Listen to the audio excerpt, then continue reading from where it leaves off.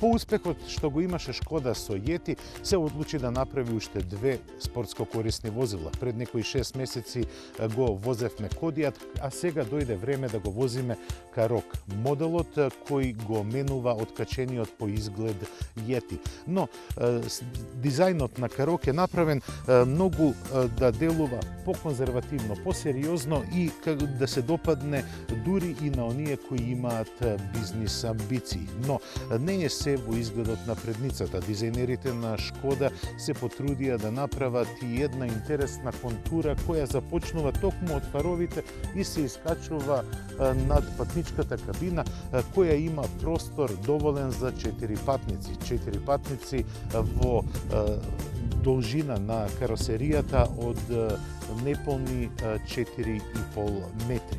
Задниот дел е исто така направен да одговори на урбаните потреби и урбаниот дизајн. Сепак Шкода мислеше и за рационалните потреби на возачите на Карок. Па затоа направи еден извонредно практичен багажен простор кој има место да смести околу 500 литра волумен.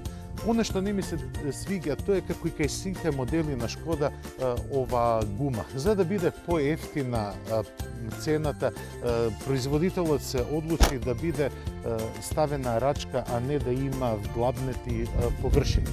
Исто така, на задниот дел се гледа дека е направено да биде интересно и урбано. Возачкото седиште е наместено да одговори на моите потреби, а како што гледате во задниот дел има доволно простор да се смести човек со мои габарити. Има доволно простор за главите, за рамениците, а спортскиот изглед на предните седишта малку го попречува погледот на патниците од задната клупа нанапред. Но во повеќе случаи Карок ќе го возат возачи кои ќе бидат сами или ќе ги придружува уште еден патник. Што се однесува на возачката перспектива, таа е направена да биде не само ергономска, туку и комотна. Мене многу ми се допаѓа целата ергономија, но и дизајнот на внатрешноста, како и употребените материјали. Целата предница е преслечена со гумирана пластика, а ми се допаѓа исто така и опременоста. Возениот модел чини околу 33.500 евра, но тој е задвижуван со 2-литрен TDI мотор, има 7 степен DSG менувач и уште една долга колона на дополнителна опрема. А она што ми се свиѓа е исто така што можете да изберете дури 5 модуси на возење. Од возење во снежни услови, економично возење, нормално, спортско, но сепак најинтересно за мене е да видам како се однесува Карок во спортскиот режим на возење. Па затоа во следните километри што ќе го тестираме, ќе се обидам да извлечам максимум од погонот на 4 тркала, но и од управувањето, како и амортизацијата, односно потпирањето на Карок.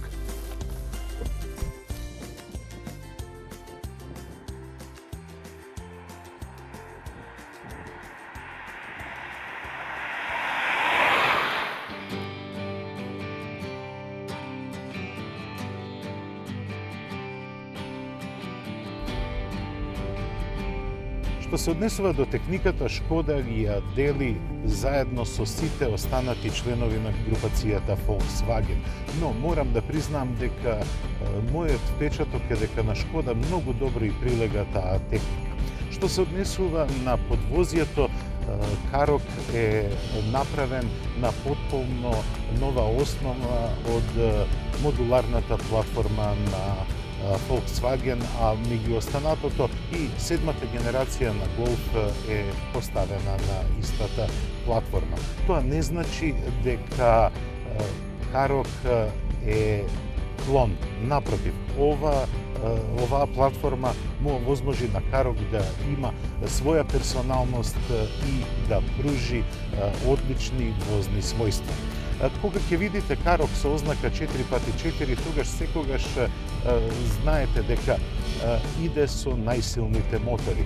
Ние сме зад управувачот на моделот со 2-литрен TDI мотор, кој многу добро ја носи каросеријата. Работењето на 7-степениот DSG менувач е скоро совршено. Алгоритмот на неговата работа, без оглед во кој модус на возење, дали е тоа спорт, индивидуал или снежен модус на возење, тој многу добро ги разбира и ги препознава потребите на возењето и сходно со тоа ги менува преносите. Сепак при работењето на менувачот се чувствува како тој да има мака, како да влече многу поголема тежина. Се разбира, карокот веќе не е лесно возило, има погон на сите 4 тркала и се разбира дека моторот е тежок, бидејќи е 2-литрен TDI. Но сепак мислам дека функционирањето на DSG менувачот е добро, но сепак се чувствува како да влече некој товар. Управувачот дозволува многу брзо да се стабилизира возилото, иако е испровоцирано, но тука во помош пристига и електрониката, без оглед дали возите во спортски режим на возење или во снежен. Возењето на Шкода Карок остави позитивен впечаток на мене. Посебно затоа што пред неполни 2 месеци имав шанса на патека да го возам Volkswagen T-Roc. Тие се по димензија блиски, а ја делат технологијата. И можам да кажам дека Карок е чистокрвен Volkswagen, иако ја носи значката на Шкода. Малиот Карок поради своите димензии е како чигра. Тој многу лесно се снаоѓа на било каква подлога и прави одлична интеракција со возачот. Секако мора да се напоменат и извонредно квалитетните материјали кои се вградени во внатрешноста, но и високата ергономија која го краси секој производ на Шкода. Па така, со мирна совест можам да заклучам дека цената од 33.500 евра не е ниска, но сепак е оправдана со многу атрибути кои се вметнати во овој автомобил. Може би за оние возачи кои сакаат подинамични возни својства ќе недостасуваат прекидачите за менување на брзините зад управувачот, но сепак комодитетот е императив кога се конструирал Карок. Тоа беше се што подготвивме за ова издание на Автомагазин. Јас ве поздравувам и следната средба ја закажуваме за 7 дена. До гледање.